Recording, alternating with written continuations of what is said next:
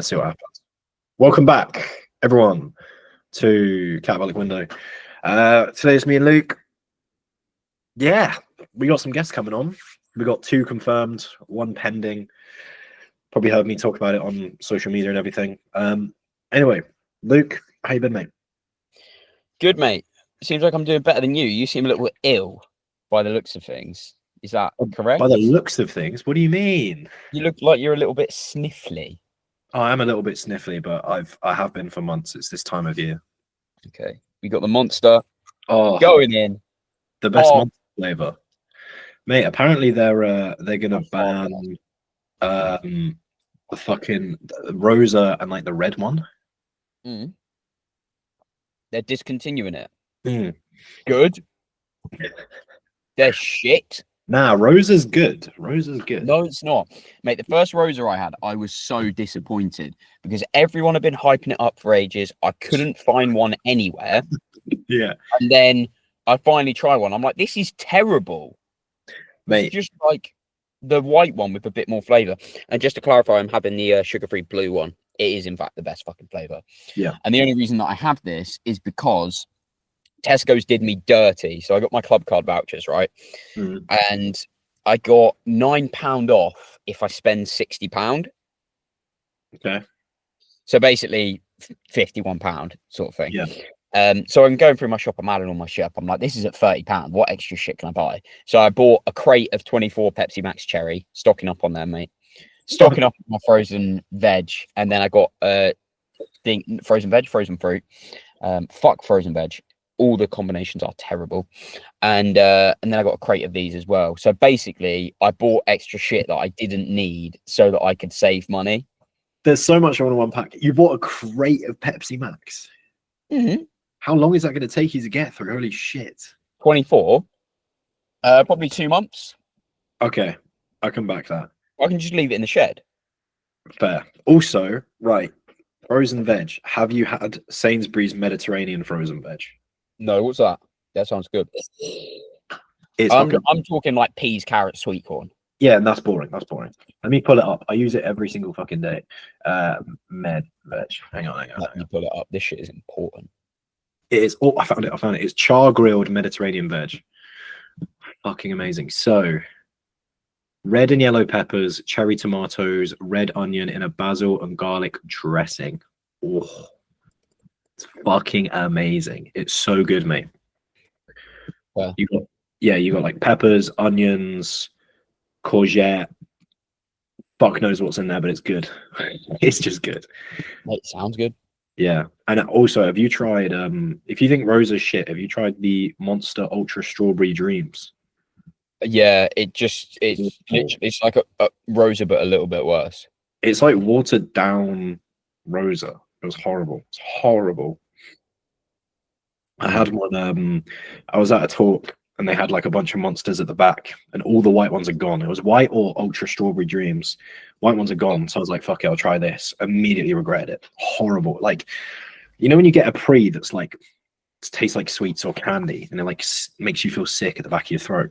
It's like that. Fucking horrible. Yeah, that's not ideal. Yeah. Way too quickly. So let's just put that in there for a minute. Mate, you're going to be caffeinated off your tits for the whole of the call. Speaking of the call, do you know what we're doing today, mate? No, I've got no idea. Oh, we can talk about Paul. Yes, we are. Fuck yeah. Oh, I forgot. Let me pull up his IG.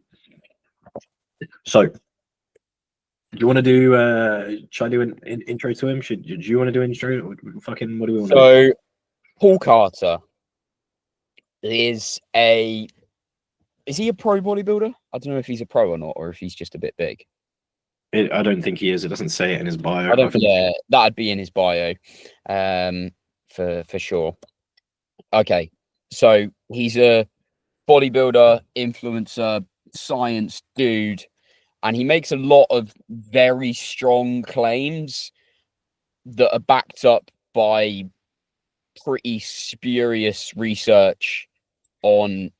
Some of them is like literally 3 dead people. Because basically everything that Paul says is coming from Chris Beardsley. Mm. And that's a lot of Chris's research. Like, I don't think Paul actually has any original thoughts. Well, there you go. I did not know Paul Carter in that much depth. It just pisses me off. The thing about, so Paul Carter kind of exists within the like kind of hypertrophy, biomechanics, general. Yeah, that's probably a better way to put it than what I said. He he mainly talks training, and he mainly talks specifically about hypertrophic training. And he's got a stance that he takes, that he believes a certain methodology in terms of, I don't know if he talks about exercise selection, but he definitely talks about rep ranges, intensity, volume, all things he definitely talks about. What issue are we going to take with him today? It's the gaining phase one, isn't it? All of them? Can we start off with the gaining phase one? Because this is okay. So we'll give you a little run through of the main things that we're going to cover. Okay, so we will cover the we'll definitely cover the gain in phase one and how he believes that bulking is vaulted, his very, very harsh beliefs on rep ranges, limiting intensifiers, overhead press being for side delts. I forgot about that one. Then weekly calories versus daily calories, and all of that sort of shit. Okay, let's start off with gaining phases first. So during this talk, you're going to hear me and Luke say gaining phase, bulk, lean bulk, surplus, still the fucking same thing. Deliberately gaining weight in order to gain a certain amount of muscle, right? Deliberately aiming to take scale weight upwards. We're not just talking about gaining muscle in a maintenance phase of holding calories or isocaloric dieting or dieting in a deficit. We're talking about actively consuming more than you need to gain body weight. Paul's stance is it's unnecessary. So I feel like this is quite an easy one to debate. I've got his post up so I can go through his points. And they're kind of, what do you want to do? Do you want to give him the first word, or I guess it makes sense to give him the first word, right? Yeah, start with that. So the first off is kind of talking about like anecdotes. Like, I don't believe in anecdotes. Yeah, which is fair enough. That's fine. We're not really going to talk about anecdotes. He says, how many calories does it take to synthesize 1 new gram of muscle? You don't know. We don't have that data. What we do have is data that shows even trained subjects can grow in a calorie deficit. That means they use their fat stores for energy, yada, yada, yada. In fact, we should probably link this post in the description. Yeah, okay. The best way to grow is to maximize progressive overload, see if you're growing, keep your body fat at a static level. So yeah, to summarize, basically the amount of calories that you need to grow new muscle tissue, because you grow such little new muscle tissue, is basically minimal. And the biggest issue that I have with it is that he seems to have redefined the terms, and then expects everyone else to go with his definition, not what everyone commonly like. It's this really fucking weird, almost Orwellian type of thing where he's like changing the fucking words, and he's like, why aren't you believing what I believe? Because nobody hears calorie surplus and goes, that means all you're after is gaining fat. That's not what it is.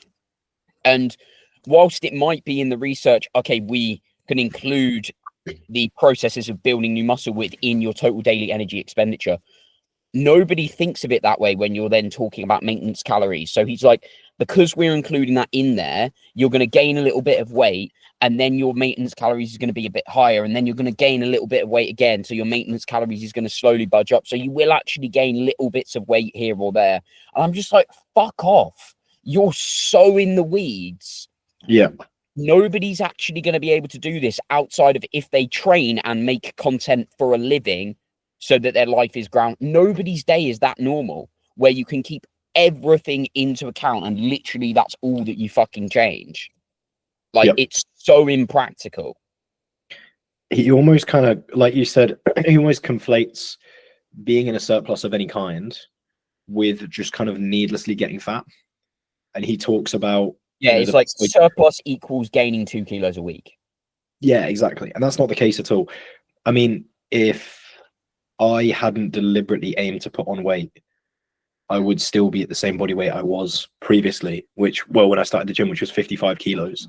I'm currently Oh, I'm currently sat at like big 80. boy, let's fucking go. But Mate, like, why didn't you just main gain from there? You're already huge. yeah, exactly. So true, mate. And he makes a good point that, yeah, you can still gain tissue in a deficit or maintenance phase. But when we put you in a surplus, your recovery's improved, your energy's improved. He does make the point, yeah, obviously when you're heavier, you can automatically lift heavier. Sure. But if you're still lifting with control, there's still going to be a decent amount of stimulus that you can give to that muscle. There's still something to be said for being able to supply greater stimulus, use greater loads, greater reps, all that good shit by using a surplus. That doesn't mean throw weight, but by giving yourself the ability to improve recovery and have more energy, you can get your lifts higher. If you look at progressive overload, his main argument is, oh, it's all about progressive overload. Okay, look at your progressive overload in a diet or a bulk. Which one's easier? If it's the main driver of growth, why don't we go where it makes the most sense that it's the easiest? You don't need to be in a stupid surplus, and that's been proved time and time again. But equally, that doesn't mean that like I should have just sat at 55 kilos. It doesn't make any sense. If he said like dirty bulking, sure. But again, this has been something that we've known is shit for a very long time. It's always for the past few years, it's kind of been known. Yeah, you probably shouldn't do that. He's almost changed the words so that like lean bulking is what he's saying, but he's changed the words to piss people off. Yeah. Because what he's realistically saying is we should be like a tiny bit above what you would need to actually maintain your weight, and then portraying everyone else as saying that if you're gaining any weight whatsoever, you're in favor of dirty bulking and getting fat. Mm-hmm. The thing is, often he's almost creating the argument and arguing against shit that people don't actually say. I don't understand. One of my favorite takes on a gaining phase, there's two people that I really like. There's one, surprisingly, is, oh my god, I've already forgotten his name. I can't remember. I literally can't remember his name. That's really embarrassing. Oh well. But basically, he said that when he's coaching bodybuilders, he'll look at their pictures first, and if he sees, regardless of scale weight, that they look visually leaner or their performance is increasing, fantastic. Give them a bit more food. Like sometimes, and you'll see it in clients, sometimes they gain a kilo and they look better, they look leaner, or the composition is holding. You look across the last 10 weeks and it's like, holy shit, composition is barely budged. Okay, let's keep on going. I think it almost reads as like this fear of getting fat. The fear of high food doesn't equal getting fat, or pushing food aggressively doesn't equal getting fat, not all the time. For some people, they're able to get away with it, others not. But we've both had gaining phases where scale weight has flew, but then you look at your pictures and you're like, where the fuck am I putting that? Like, I just look good. My composition's holding. You look back at like the last 5 kilo, 10 pounds you gained, and you're like, holy shit, it's pretty fucking lean. So why would I then slow that down? Bulking is or a surplus is kind of like this N-shaped graph, right? Or this inverted U, where the more you put in, the more you get out until it spills over and then it's pointless. And then you're just getting necessarily fat. But gaining 50 grams a week is going to be far worse than gaining 100, than gaining 200. But as soon as you start to get too high, then things fall off. Yeah, he portrays it as if you've got a cup and filling the cup up is your maintenance calories, right? Yeah. And he's making it sound like a drop of water into the top of that cup is the same thing as a fucking tidal wave coming in. Yeah. And it's just not. Like, it's just not the same thing. Exactly. The thing is, if you... The thing is as well, like, to an extent, you have to accept that there is going to be fat gain in order to supply yourself with enough energy through food to really see those increases in your lifts and to allow for recovery and to allow for volume potentially to even get quite high. You're going to have to gain a little bit of fat. Doesn't mean get fat, but it means that like we both can't, like, how you looked at the end of your photo shoot, Luke, is not how you're going to walk around every single day for the rest of your life. It's not going to happen. You get leaner than that next time. You get bigger than that next time by taking a step or back, so it's 1 or 2 steps back. I always say to clients, if you think about like, so if we take Luke's photo shoot look for an example, if you view that as a Luke at a 10 out of 10, Luke's bulk is going to be an 8 out of 10, maybe a 7 out of 10 on a worst day, like 80%, 70% of his like what he can look like. That's still fucking good.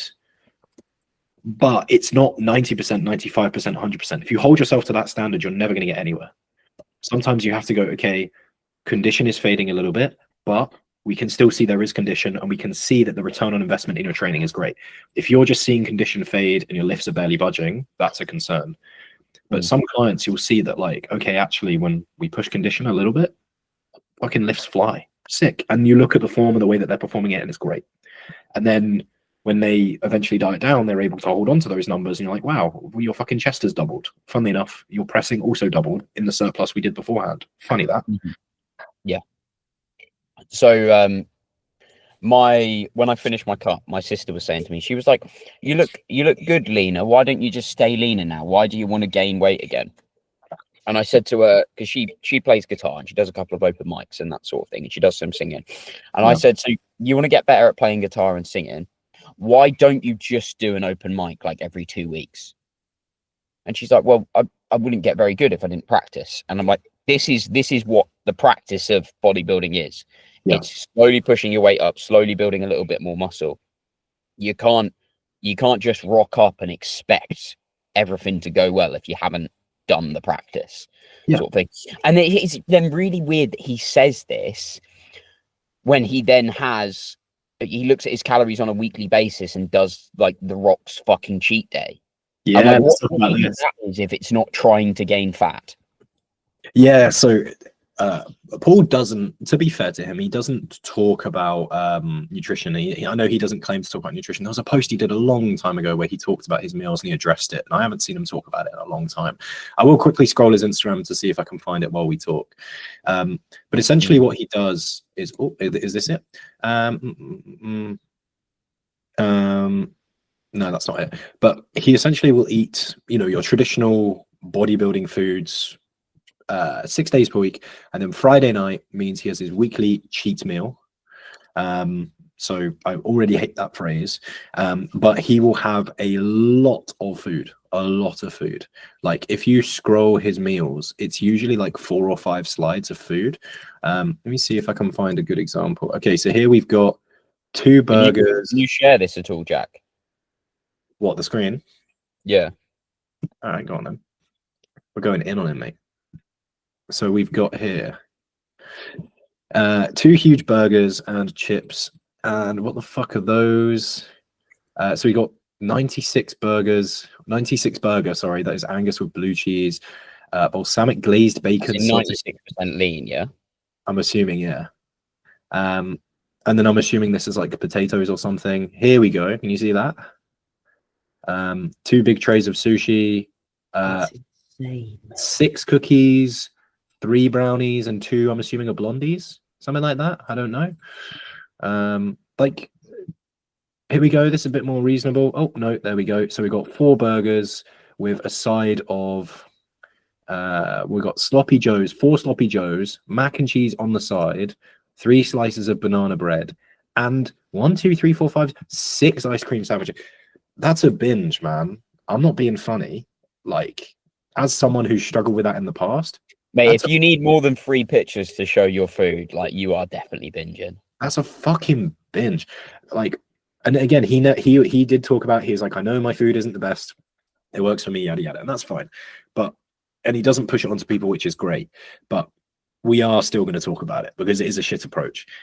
If you feel the need to, if what you do 6 days out of 7 drives you to the point of needing 4 sloppy joes, a side of mac and cheese, 3 slices of banana bread, and 6 ice cream sandwiches, you've got an unhealthy relationship with food. You need to modify something, right? There is something in your plan that is too restrictive. The calories that you're on day to day are too restrictive. Maybe the food choices that you're making are too restrictive. There's something going on there. You shouldn't need to do that. If you asked me or Luke, again, like yesterday, sent a message to Tom. I was like, hey Tom, craving an on-track meal. Are we doing on-track meals currently? He said no, and I said cool. Right? Not going to cry, not going to moan, not going to fucking throw up in my mouth or anything. Whereas I think for Paul, if you said, hey mate, you can't do that every week, I think you would be like, oh my God, this is hell. If you feel the need to do that, if you feel the need to have that, there's something going wrong. If I make plans for an untracked meal and then it gets cancelled, I'm not like thrown through a loop. I'm just like, okay, fine, just crack on. Can have my normal food. It's all good. What's your thoughts, Luke, mate? I think the weekly calories thing is such a fucking stupid way to look at it as well. There's only one reason people do weekly calories, let's be real, and it's to do shit like this. Yeah. And then because they've done shit like that one week, they then need to essentially eat in a deficit for the whole week to undo the damage, to do the damage again, to effectively, like, at the very best, maintain their body weight, if not fucking gain. Because you can't tell me, like, that's at least fucking 5, maybe getting towards 10,000 calories of the shit that we've seen in those pictures. Yeah. And the thing is, like, I get that refeeds exist and they serve a purpose, sure. And maybe on a particular day of the week, it makes sense to. Yeah, but if you're main gaining, you don't need a refeed, do you? You don't. You don't need a refeed because you're not fucking depleting yourself. The way that a refeed usually works is it's not that aggressive. And it usually serves a purpose. Like, I know that he's lean, but he's not exactly peeled, which is fair enough. That's fine. I don't think he needs that food. I really don't think it's serving much of a purpose other than just allowing him to kind of like maintain his physique by basically restricting himself 6 days a week. And then once per week being like, fuck it, binge, but calling it like a refeed. The thing is, like, refeeds, if a refeed gets too big, there's a reason that refeeds don't get that big, because if they get that big, they take away food from the rest of your week. Because if you still want to be in a deficit or maintenance, your weekly calories do have to equate, right? So it doesn't just come from nothing. Those calories do come from somewhere. If you take an untracked meal and your coach allows that, it's because they're giving you slightly less food every single day to kind of account for that, right? Or they will do, or it'll be taken into account. You can't just spill over and not see that affect your body weight, right? It will. So he's needlessly pulling back from his own performance in the week, and that's the biggest issue. Is he's just making all of that food on a Friday is going towards recovery from that Friday if he's trained, energy for that Saturday if he's training. Beyond that, it's doing fucking nothing. And even then, it's going to be pretty acute. There's the possibility, again, if I eat something like that, my digestion would be shot. And if I'm training the legs next day, I'm fucked. It's not going to happen, right? So it's almost like there's a reason that when we calorie cycle as bodybuilders, we typically make rest days the low ones and training days the high ones. And even then, we try not to have a huge disparity between them unless we're in a surplus, and we're in a surplus on both days. Yeah. Can you imagine if we won't name and shame. I don't want to name. You can't say the benefit that you're going to get from one day is greater than the sort of detriment that it has on all of the others. Exactly. If you took those, let's say it's even like 3,000 calories, so it's roughly like 500 calories a day, right? Let's be optimistic, say it's only 3K, 500 calories a day. If you put that in as pre, intra, post carbs, even just intra, even if you just chuck like 100, 200 calories intra, how low his food must be in the week, I guarantee he would notice a difference from that. Having a bigger pre-workout meal, spending less time hungry.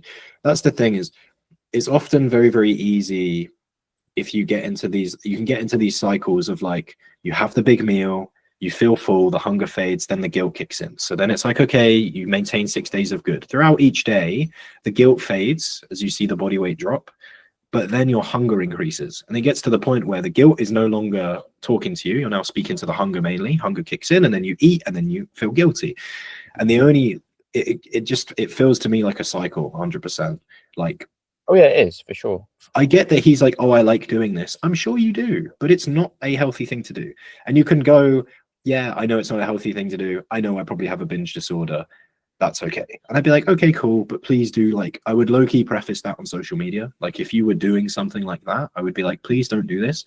I think my main gripe with it is because you do see people like The Rock, old school gym bros. I've coached a few, and they're always like, oh, I need my weekly cheat meal. And then you look at it and it's just fucking ridiculous.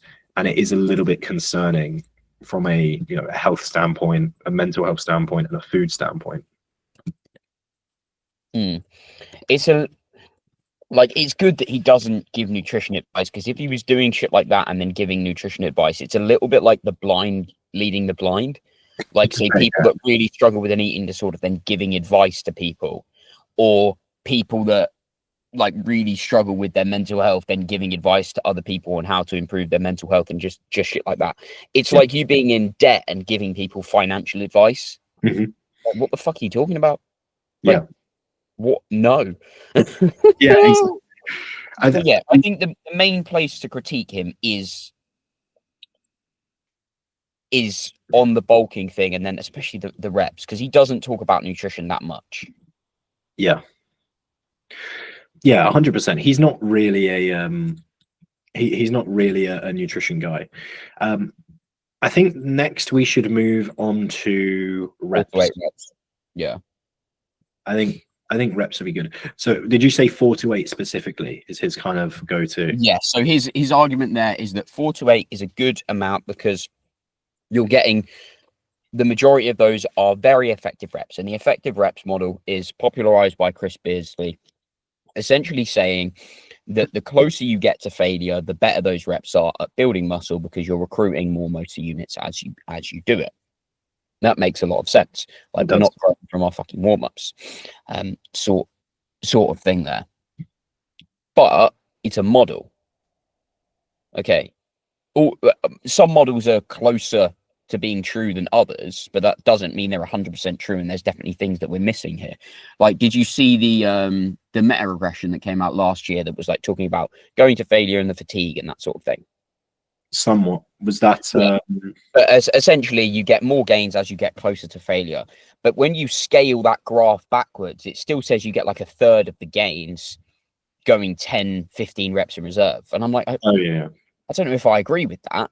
And if you're saying that failure is the best, you also have to agree with the other part of the graph over here.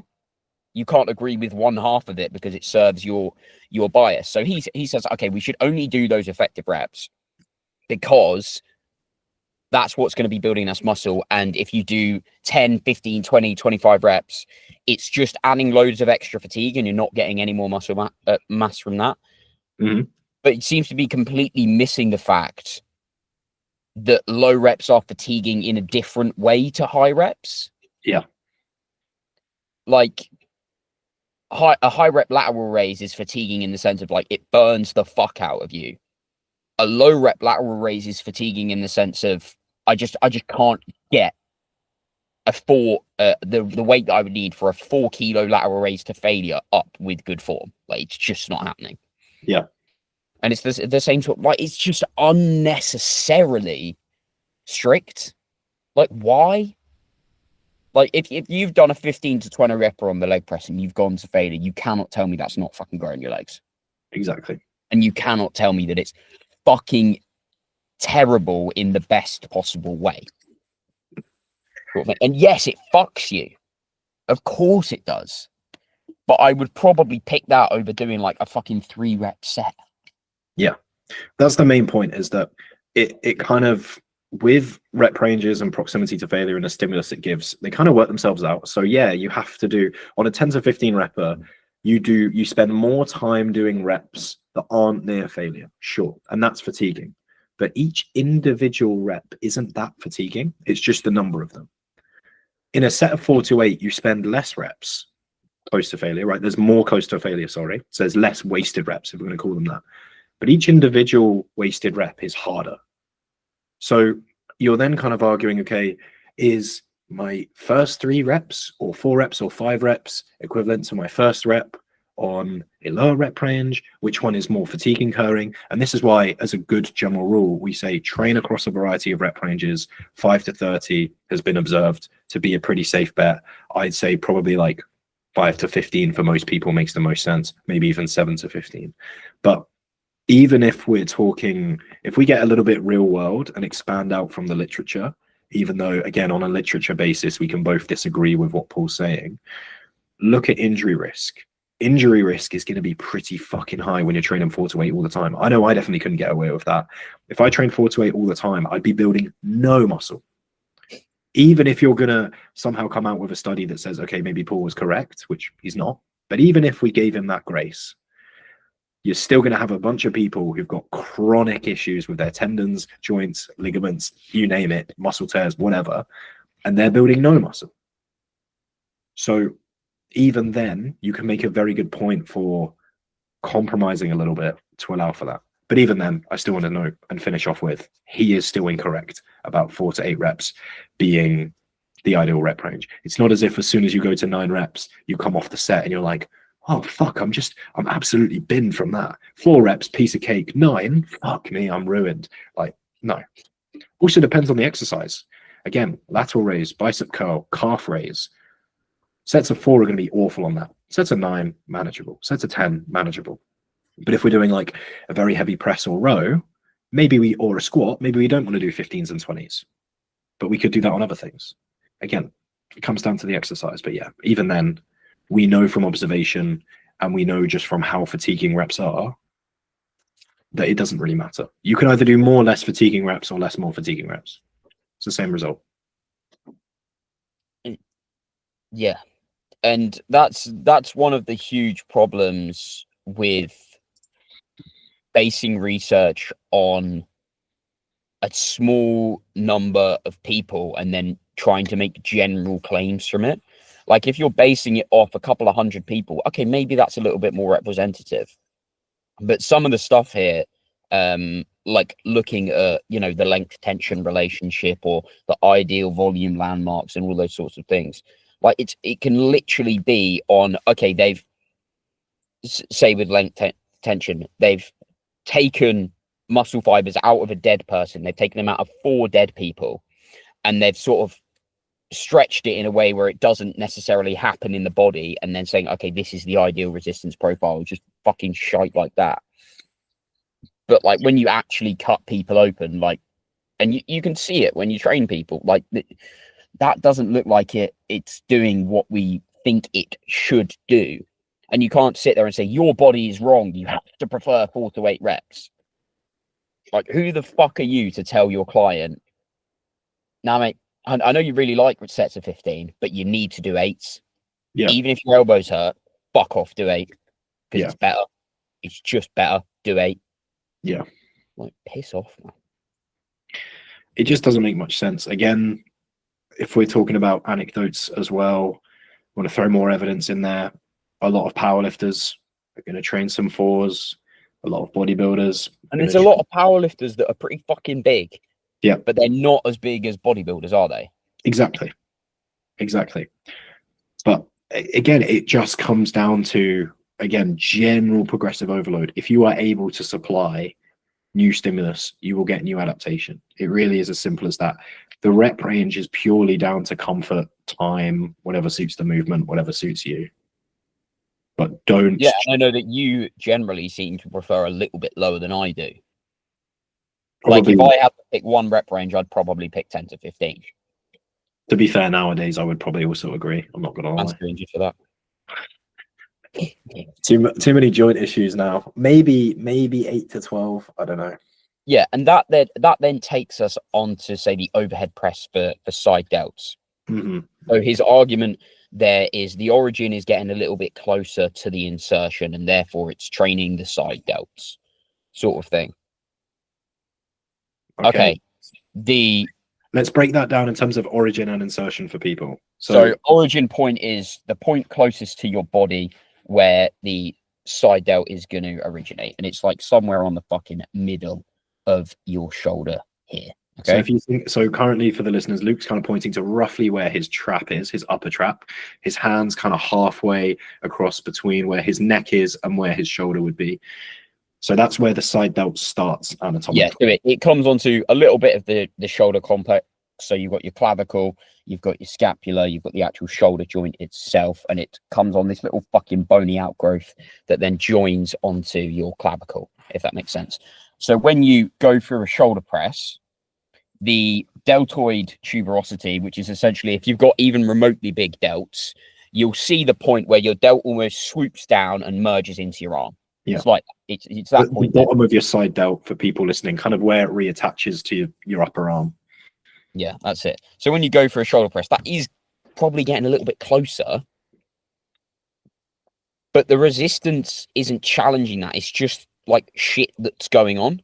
Yeah. Like when you go through a row, your bicep is going to shorten a little bit, but the resistance not really challenging it that much unless you set it up in a way where there is a huge amount of elbow bend as you go through it. If it's just like a normal amount, and the resistance is pulling straight forward, it's not trying to curl your arm upwards, then it's not challenging the bicep.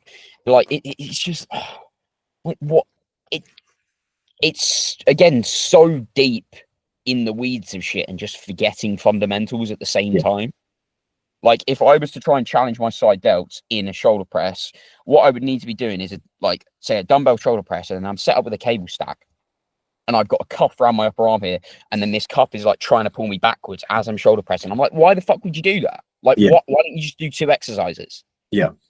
And again, you might see, okay, in these dead people, when you look at the origin and insertion, it might be right there on that bony outgrowth, right on that point. The deltoid tuberosity might be a certain point that then makes it look like they're getting a little bit closer together.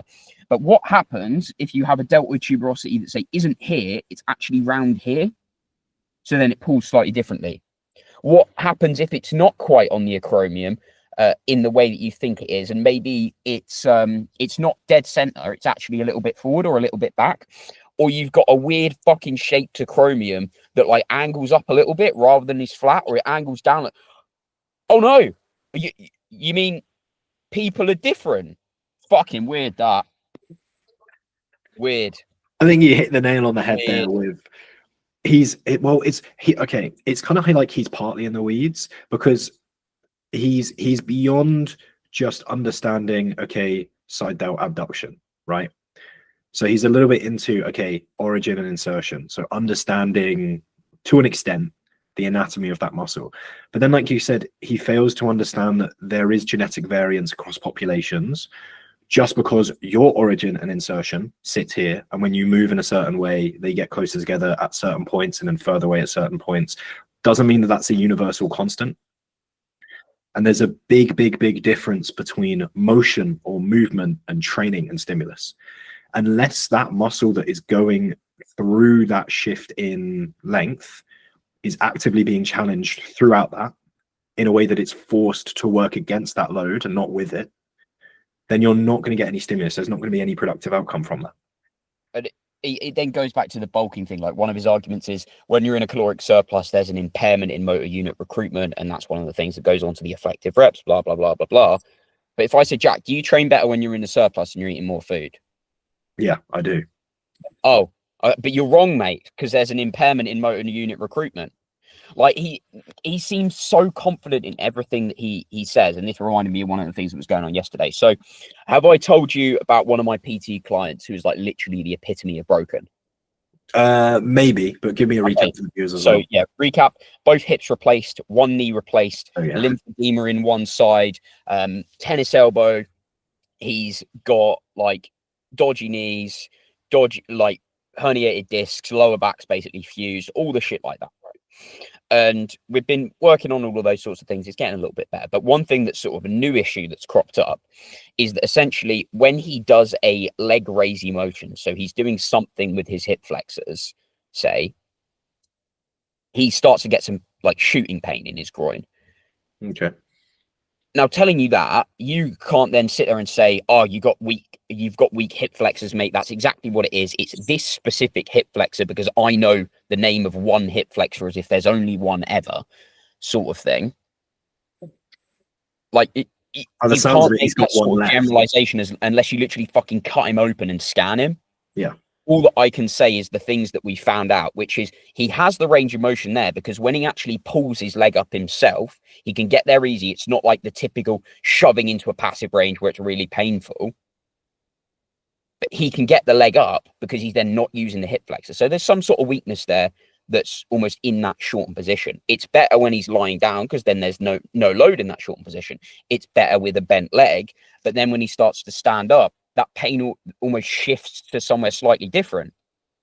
And like there would be this thing on the internet where it's like, oh, he's getting his pain here, he's obviously got shit hip flexors and that's what you need to work on. Yeah, okay, maybe it sounds like a little bit like that, but you can't say that it's exactly what the thing is. Yeah. Unless you want to fucking cut him open. And I don't think he'd be very happy about that. Just pisses me off. No, mate, you raise a valid point about, as much as anecdotal evidence isn't anything that we want to put too much credit to, it does have some value. Anecdotal evidence is really fucking useful for you. Yeah, exactly. That's you as a specific person. Like I said this on my story yesterday, right? Paul Carter, JP, Dr. Mike, they all agree that you should eat reasonably well, you should train hard, and you should do it for a long period of time. They disagree on how much. It's just different. They're dialing different levers up to different points, and some of them are a little bit more retarded than others. But the overall thing of what they're saying is basically the same. They're disagreeing on the weeds. The principles of shit are always the same. And you then need to try what Dr. Mike says, try what JP says, and maybe if you're a bit spasticated, try what Paul Carter says, and see what works best for you. Yeah. And if you genuinely find that you like 4 to 8 reps, despite us saying, okay, overall, it's probably not the best thing to do, if you prefer it, then it's the fucking right answer. Yeah. Tons. And I wouldn't call anecdotal evidence that you can apply to the case. I wouldn't call anecdotal. I would almost call like personal evidence, right? Or first-hand evidence. That's a good way to put it. Whenever we have something that seems to be working, cool, stick with it. Like, why would you not? Again, like you said, I've got a client who, when he gains, lethargy is a real concern for him. So we don't want to gain too aggressively because it will just blood sugar, mate. Fucking get him on keto right now. Yeah, exactly, mate. It's carbs. Cut the carbs. But like for him, keeping rate of gain a bit more sensible makes more sense. For other people, being a little bit more aggressive makes more sense for them.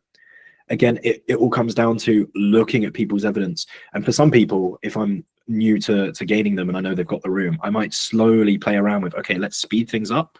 See if you see a return on investment in going a little bit faster, and then kind of let things slowly trickle down. Does that stay? Does that not? Again, it's all about finding what feels best. And sometimes we just have to go with what's in front of us. As much as we love to know the ins and outs, sometimes when someone's doing a fly and they're like, I feel my hamstring, and you're like, I've been at this for 10 weeks. What the fuck is going on? You just have to be like, right, I guess we're not going to fly. Or I guess we're going to make this modification. Or I guess when we are flying, we're going to make sure that we're doing it with a straight leg or something, right?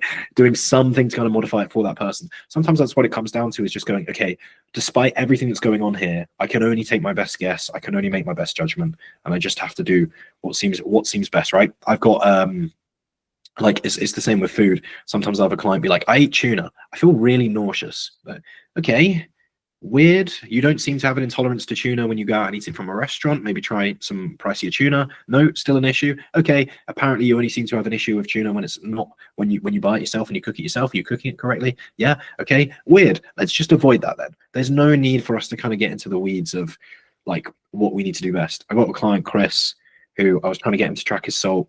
Whenever we did any kind of salt increase, his urination just went crazy. Just crazy, like inconvenience amounts. So I was like, right, we'll just keep your salt a bit lower then, man. Like, why would we push that for the sake of performance enhancement, quote unquote, when it's just going to make his life pissing? There's just no need. Bosh. Bosh indeed, mate. Do you know what is fucking funny, right? What? So this is completely unrelated, but it's so funny, I have to tell you. So my mum's just gotten a new fridge freezer. Oh, and the fridge that we have at work is like a little under-the-counter fridge that's like pretty fucking small. And when you've got 10 people coming into work and they've all bought like 2 meals in at least, there's not enough space for obvious reasons. Yeah. So I'm like, okay, we'll bring this big one into work. And my mum's like, why do you have to take it? It's so old. I could have just put it in the car, whizzed it down to the tip and just bished it in the tip. And I'm looking at her like, what the fuck are you talking about? What do you mean? And she's like, I bished it in the tip. I wouldn't have had to take it to Cambridge then. I'm like, Mum, do you mean Bosh? Oh, bless her. It was so funny. It was so funny. Fucking hell. I might go for a quick piss, mate, because my fucking bladder's going to explode. Well, I reckon we just call it a day there, to be honest, bro. All right.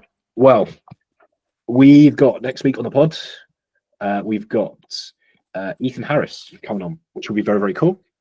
And then we've got the week after, we've got Finn Kelly. We're in the talks currently. I'm going to just say we're in the talks with Joe Jeffrey of finding a specific date. I know he's currently away. I'm going to send him a message when he's back. He said, or just send me a message when I'm back. If anyone has any specific questions for these guests, anyone wants any other guests on, please do let us know. If you want to get coached by Luke, it's at LacticAddict, not acid. You don't want to be coached by me. Yeah, you don't, to be fair. On Instagram and on YouTube. If you want to be coached by me, it's JackArcherCoaching. Instagram, YouTube, you get the fucking point. Any words of wisdom for our listeners before we round things off? Listen to what people say, try it yourself and see how it works, and then adjust from there. Bosh. Or pay us and get or pay us, yeah. Oh, fuck, that's what I was going to say. Mate, so do you remember when you were in school and you'd have like, you'd be doing research for something, there'd be like primary, secondary evidence. Primary is shit you do yourself. Secondary is like shit that other people have said. And your primary is like more important and you can value it a little bit more because you've fucking done it. It's sort of like, okay, the personal evidence that you're talking about is good, but when you then try that shit with somebody else, does it play out in the way that you would hope it to, or is it something that only works for you? Because if it only works for you, then recommend it to other people isn't a very good idea. But if it works for you and for other people, then we can start recommending that shit. Yeah, exactly.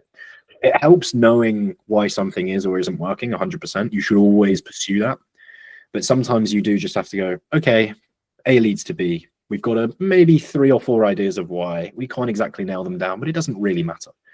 We can kind of take an educated guess, work in some other things to try and figure that out. But ultimately, knowing that A leads to B is incredibly valuable. For sure. All right. Thank you, everyone. Okay. Lovely. Thank you very much, guys. See you in a bit. Bye.